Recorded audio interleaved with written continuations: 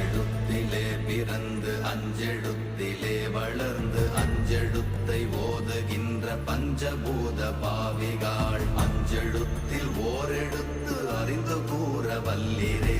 அஞ்சல் அஞ்சல் என்று நாத நம்பலத்தில் ஆடு